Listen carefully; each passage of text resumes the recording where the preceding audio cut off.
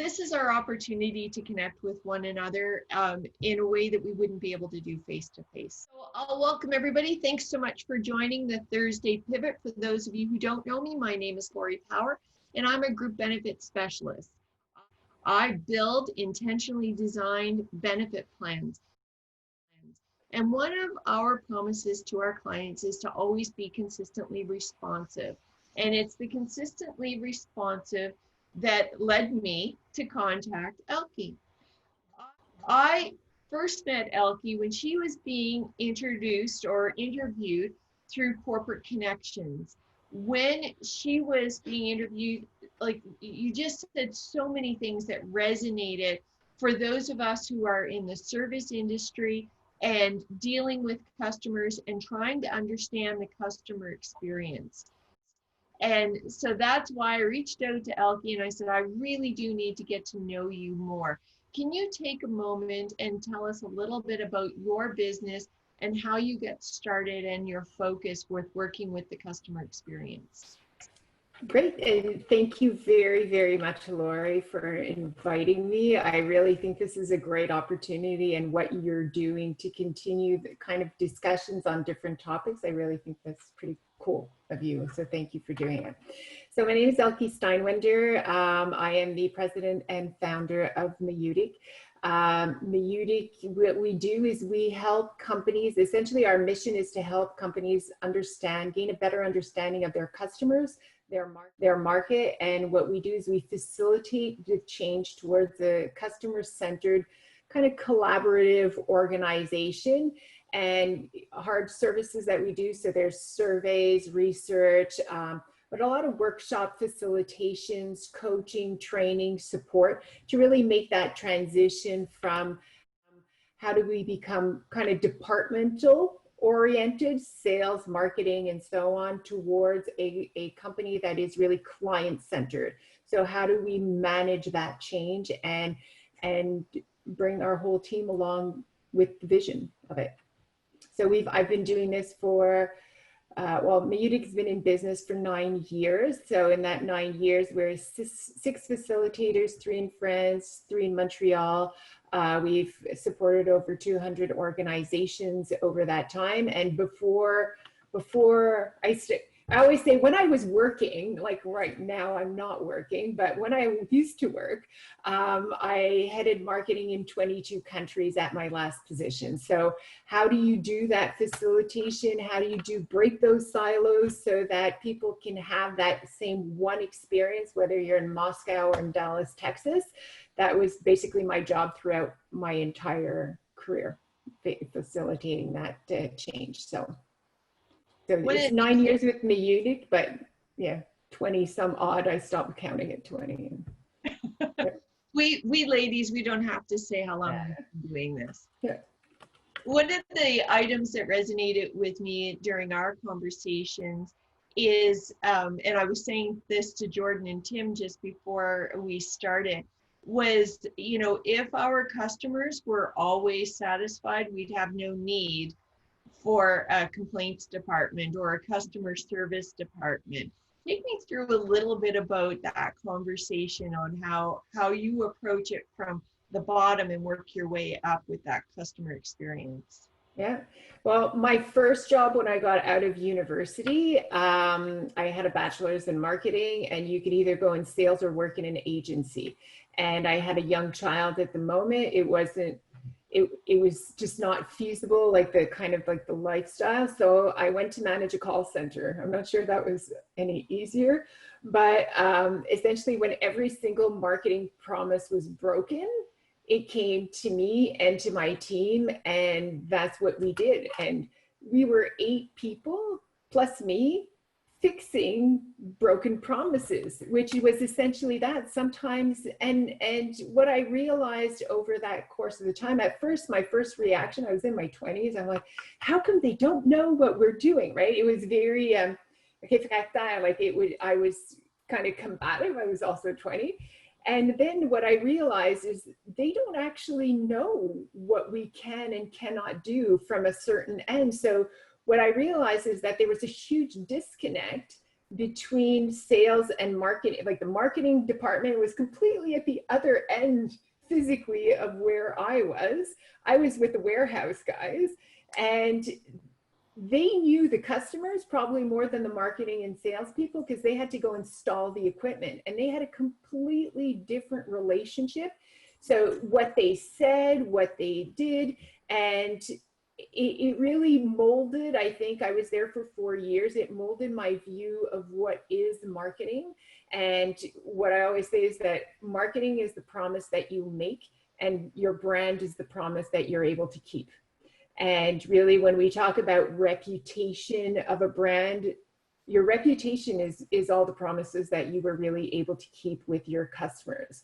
And I have a lot of my clients that they keep their customers, they keep their promises, but it is so hard. It's like some heroic event that takes like 5 people to mobilize around this one thing that was supposed to get done, that should have taken like one person a half a day, ends up taking 5 people an entire day, because somewhere along the line, the policies, the procedures, the structure, like I talk a lot about customer journey mapping, that structure just wasn't there. Like the employees didn't have the tools or the know-how to get the job done. Most of my clients get it done, right? They do keep that brand because they do have a strong brand, but sometimes it's so hard that it creates exhaustion within the organization. And, you know, I really find that now, like I call like, one of my colleagues from France calls the digital revolution of how social media, of how everything from Napster on, from that moment of Napster free web, completely changed how consumers think and act. And the millennials, which are this generation that will, you know, be stronger than the baby boomers, grew up with that reality. I'm a little older than that, but it's still within of what we do. And it's not only changed how we work, it's changed how we communicate as individuals. And that line between the customer experience, the brand experience, in the middle of that is also the employee experience. And you can't disassociate. You can't, again, with that promise of here's what we can do. Well, there's people in back that need to do it. So that equation of equating brand, your employee, and your customer experience, the more you can get those aligned and simplify it, the easier it is. And the more from a pure sales perspective or business perspective, your ROI goes up. Do you think that people trust brand as they used to? Do you not see a shift, especially when you talk about the millennials and our change on the social media and the open complaint platforms? You know, sometimes I look at Facebook as just one big complaint, you know. So do you think that it's added an extra element for those of us in business, for those of you who work, as I know Dennis does as well, in branding and marketing? What do you see with the trust right now? Well, I wouldn't call it trust. I think it's something like, I'm kind of like power to the people type of person. And I think it's accountability instead of trust. That trust is what you've earned and what you've built. That's your responsibility. But I think that platform is accountability. And what you see, especially within the COVID, how brands have been kept up to a certain standard that was not. How are you treating your employees? Are you being nice to your employees? And I think that, to a certain degree, like a lot of companies, small and medium-sized businesses, it's a little different, but those huge brands have huge impacts on social policy. Like, I mean, Facebook sometimes think they can decide what is government policy of what is and what cannot be. Same for all like the big GAFA, you know, those big policy makers. So I think, to me, it's that counterbalance from that side. I see it more as accountability than trust. from a business perspective, as let's say I'm now head of Google and I have to manage that. I think it's about transparency and it's about being genuine, and it's how you choose to build that relationship with customers. And the notion of loyalty has changed. We just finished a customer survey, and this is a brand that's a Quebec brand that's now getting launched into the rest of Ontario. So Ontario people, 1642, awesome tonic, it's coming out. And people who love this brand are crazy about this brand in Quebec. It's an amazing product. And we did a customer survey, and 50% of their clients also buy the competitors. And I find that fascinating. And they say they're the best, but they will take other things if it suits my needs at that moment. And I think what that showcases is that you can't, as a brand, you can't be everything to your customer at every single moment of their existence or their lives. What you have to do is understand where you're the most important to them at what moment with what need, and be there for them when they need you. You can't be everything to all people, but you can be the best that you can in that niche at that moment, at that time in their experience. And that's the role of the brand that is there. So I think that notion of loyalty is, the word has changed, or our perception of it has changed.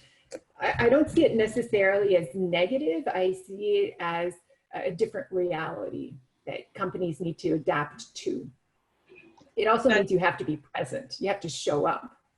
Oh, absolutely. And that's very reminiscent of what Dennis and I had talked about a couple of weeks ago, about being everything to everybody and timing. How is this reflective of what you do? Everybody has kind of different issues, but that whole software issue is something that we're seeing more and more and more. They don't have the tools, like the actual software, hardware to do what they need. That is something, like, people want to fix it, but the systems, often legacy, like those whole legacy systems, and making the transition, which is a huge investment in time, money, and effort. And instead of doing it kind of piecemeal or moving forward, it's something that is an ongoing, but it's all attitude, right? If they're trying to resolve it and trying to work better, to Tim's example, like Amazon just is technologically extremely advanced. So for them to be able to do that, it makes it a lot easier. The question is, how might a firm or an advisor, brokers like myself, approach marketing from both their story and the client experience? When, for those of us in the insurance world, we are all about our stories, because we sell an intangible. It's not relevant until you need it, and typically when you need it, it's in a devastating time of your life. So what's the story? How do you build that story with your brand? So storytelling is really the key focus of it, of marketing these days, especially with social media. Doing that full product push doesn't necessarily work anymore. One of the, and I'll give you an example and then work back to answer your question. One example I'd like to use, because a lot of people know it, is Dove. The company Dove, for the soap, had a real issue in terms of repositioning the brand within a younger market. And what they did is they looked at what was going on, what were the key pain points within it. And it's the fact that women were not being represented truly. Everything was photoshopped and so on. So in the notion of that is how do you go about fixing that? How do you go about telling the stories? It's understanding what is happening within your customer's life, not just with your product, but going beyond the product to truly understanding the customer in their day-to-day occurrences. And how does, in your example, benefits fit within their reality. Like, as you said, nobody comes looking for you, or not a lot, I'm assuming, are proactively, I am 6 months in ahead or a year out planning that I need to do this.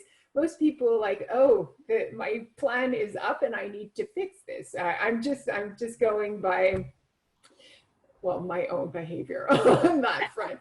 But in the sense that it's not easy, how does it fit in? And your storytelling, the stronger your storytelling is the stronger your understanding of the customer within, again, when I was talking about the niche of the moment when you're most relevant to them, but also within their overall context of their lives. And if you can bring support and understanding, and that's where that is. So I always say, start by the pain points. Start where it hurts, where the customer is being ignored, where the customer is being ignored, you know, at a social level, at a societal level. As I have one customer that they do sheet metal, right? So they're folding, they're a manufacturer of sheet metal, and their buyers, they had a really hard time reaching their buyers. They were always unloyal and so on. And after a survey with them, what we understood is that their job sucks. Like, it's a horrible job. Nobody likes them. They're always the one asking for the budget. They're always the one cutting something off. Nobody likes them within the organization. So the focus was, how can we make them into the hero? How can we help their day-to-day workings to it? How can we better understand what are their pain points? What are their needs? What are their challenges? They had to like sell internally to different stuff.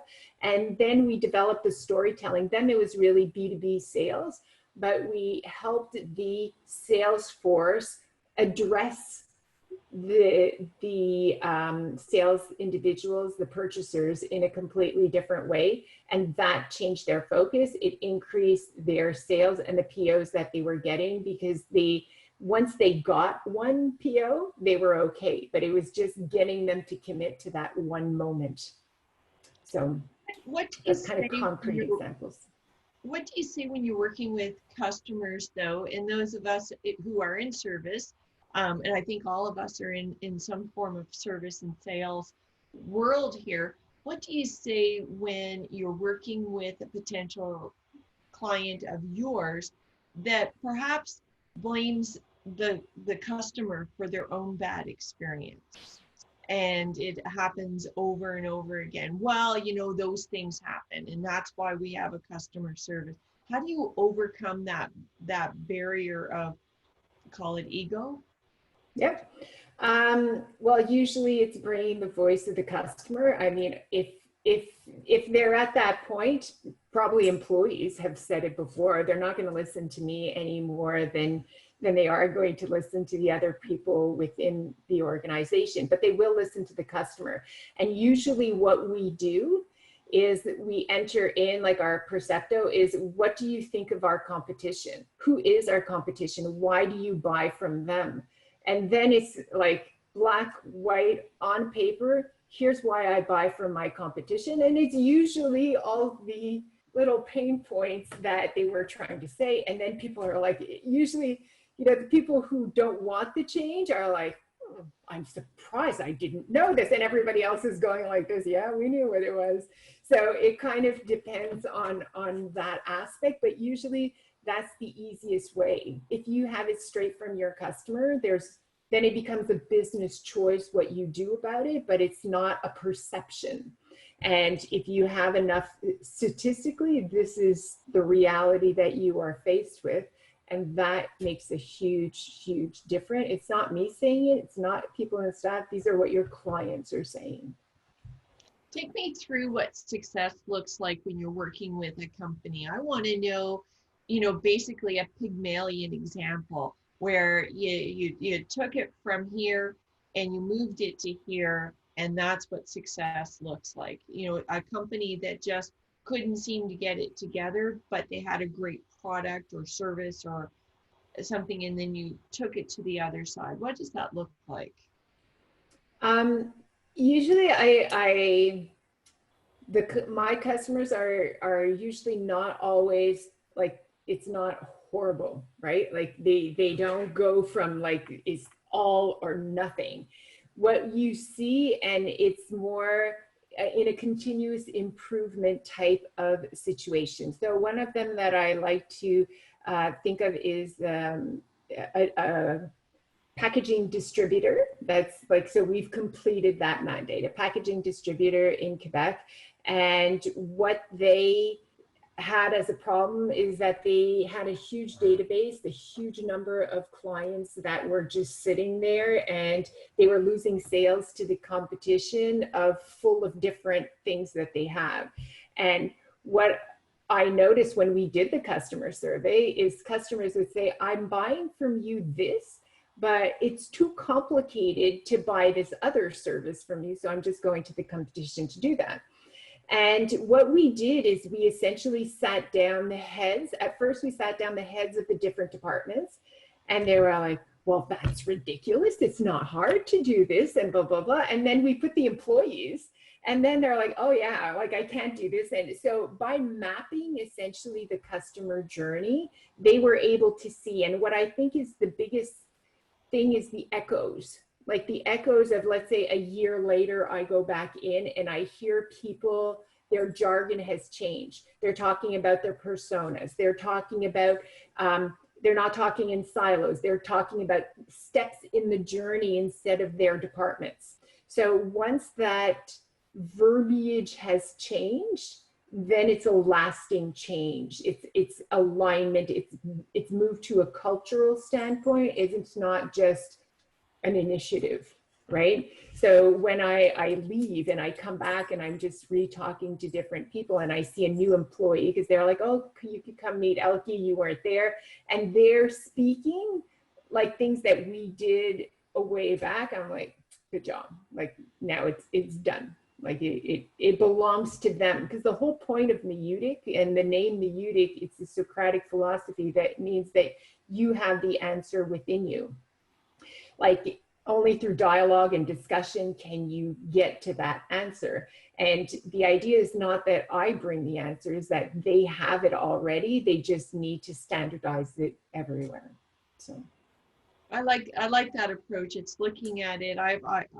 When you and I have spoken before, I've talked to about like HR, human resources for the customer and the employees, looking at the journey from the bottom up instead of just from the top down, building that vision and looking at it from both ends. What's the one thing? What's the one takeaway from what you do and how you do it? I think if you had one thing to take away is listen. Listen to what your customers are saying, listen to what your employees are saying, listen to what every piece of the journey is saying, because the answer is there. Like the answer is within. It's just that sometimes we get so caught up in our own junk, crap, whatever you want it, our day-to-day life, right? It's so pressing that taking that step back and listen to the answers there, you just have to then listen and then take action on it. So to me, that's the one thing that you can always do, and listen without judgment, like, because everybody has their own perceptions of what it is and why it's like this. But if you can listen without judgment at that moment and just truly be, I mean, that's great for interpersonal relationships, great for business, it's great for teams, but it's a very hard thing to do, but it is probably your biggest game changer in terms of being a leader of a business and looking at different levels within the organization, your customer. I think that would be your biggest takeaway, that one thing.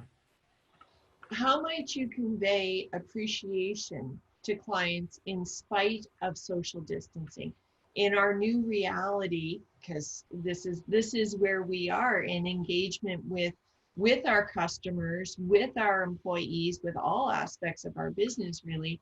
So how might you convey appreciation in spite of the social distancing? when an email seems so impersonal. Or you could just call them.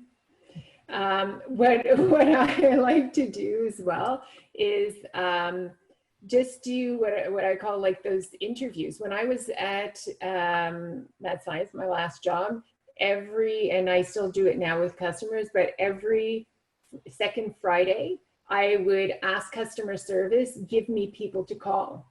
Give me 5 names to call of our franchisees that are happy or unhappy. And I just listened.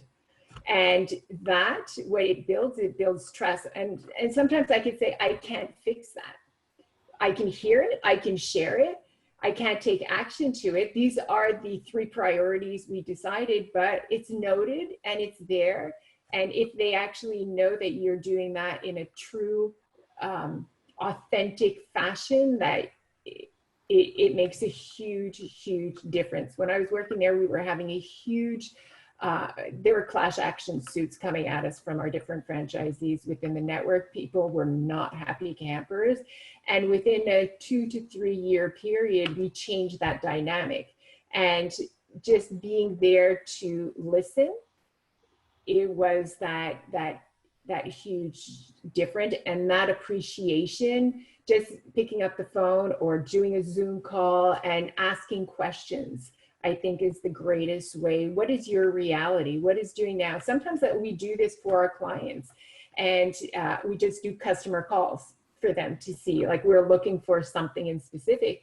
And then what I'd like to do is just continue that practice, like call 1 or 2 customers a month, just to have that a feeling, you know. It's not really tangible, but it's yeah. Well, and people like to be heard. That's the bottom line. People want to know that they're being heard. Yeah. So that brings us to the end of the Thursday Pivot. I want to thank everybody for coming out. If you've liked the program, I hope that you'll consider coming back and tell a friend. Next week on the show, we have Phil Tyson coming on. He is a travel expert. Doesn't matter whether it's expats, impats, business travel, personal travel, group travel. Phil Tyson's the expert on that. And since people are getting thoughts in their head of traveling, you may want to tell a friend and take yourself and the friend into the Zoomcast to have a look. And I hope you really enjoyed yourself. Again, my name is Lori Power. I'm a group benefit broker. And if you're ever looking for a second opinion on your benefit plan, I hope you might consider giving me a call, because that really is the full-time job and why I want to meet with everybody here. So accept this as my virtual handshake, and we'll see you next time.